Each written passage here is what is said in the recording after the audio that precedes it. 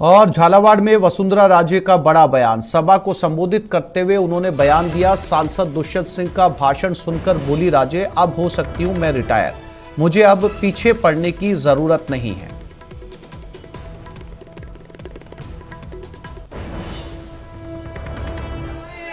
मुझे लग रहा है कि अब मैं रिटायर हो जा सकती हूँ। मेरे पुत्र को आज सुन करके सांसद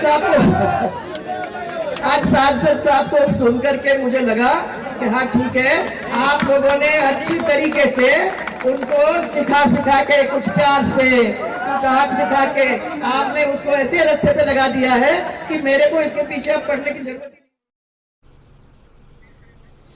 तो ये हैं पूर्व मुख्यमंत्री वसुंधरा राजे। झालावाड़ में इन्होंने बयान दिया। अपने बयान में सार्वजनिक तौर पर इन्होंने कहा, अपने बेटे के बारे में बोलते हुए उन्होंने कहा कि अब वो रिटायर हो सकती है, क्योंकि उनके बेटे सांसद दुष्यंत सिंह अब पूरी तरीके से परिपक्व हो चुके हैं।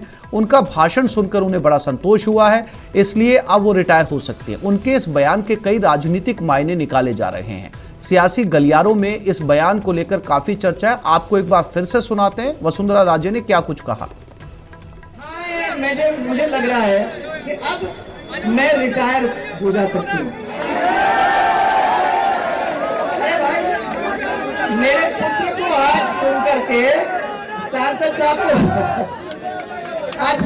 साहब को सुन करके मुझे लगा कि हाँ ठीक है, आप लोगों ने अच्छी तरीके से उनको सिखा के कुछ प्यार से कुछ आंख दिखा के आपने उसको ऐसे रास्ते पे लगा दिया है कि मेरे को इसके पीछे अब पढ़ने की जरूरत ही नहीं होगी, वो आप लोगों ने ही कर दिया है। हाँ।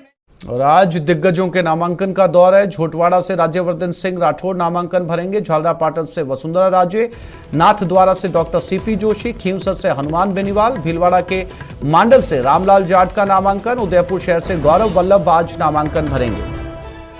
तो ये तमाम वो दिग्गज हैं अपनी अपनी पार्टियों के, जो आज नामांकन यानी कि अपना पर्चा दाखिल करने जा रहे हैं। इसमें हनुमान बेनीवाल भी हैं, पूर्व मुख्यमंत्री वसुंधरा राजे भी शामिल हैं, झोटवाड़ा से राज्यवर्धन सिंह राठौड़ भी हैं, डॉक्टर सीपी जोशी भी हैं, और उदयपुर से गौरव वल्लभ जो कि कांग्रेस में प्रवक्ता के तौर पर जाने जाते हैं। ये सभी वो बड़े नाम हैं जो आज अपना पर्चा दाखिल करने जा रहे हैं।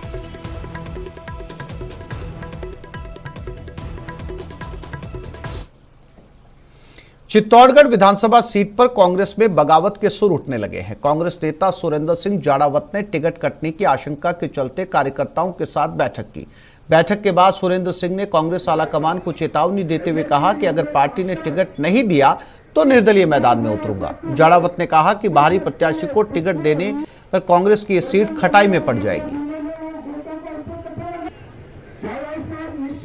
6 तारीख को 1 बजे तक हम आदरणीय मुख्यमंत्री अशोक गहलोत साहब का, डोटासरा साहब का, रंधावा साहब का, आदरणीय खड़गे साहब का, रावण जी का, सोनिया जी का हम इंतजार करेंगे कि आपकी भावनाओं के अनुरूप वो चित्तौड़ के अंदर जो आपका भावना उसके अनुरूप टिकट दे दे।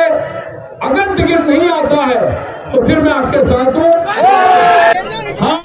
विधानसभा आम चुनाव को शांतिपूर्ण और सुव्यवस्थित तरीके से सुनिश्चित कराने के लिए भारत निर्वाचन आयोग के निर्देशानुसार 50% मतदान केंद्रों पर वेबकास्टिंग की जाएगी। जिला निर्वाचन अधिकारी ने बताया कि कोटा जिले के सभी 6 विधानसभा क्षेत्र में कुल 1455 मतदान केंद्र बनाए गए हैं। इनमें से 728 मतदान केंद्रों पर वेबकास्टिंग के जरिए कैमरे से पैनी निगाह रखी जाएगी। उन्होंने बताया कि वेबकास्टिंग के जरिए दूर दराज स्थित मतदान केंद्र की हर गतिविधि पर जिला मुख्यालय से नजर बनाई जाएगी।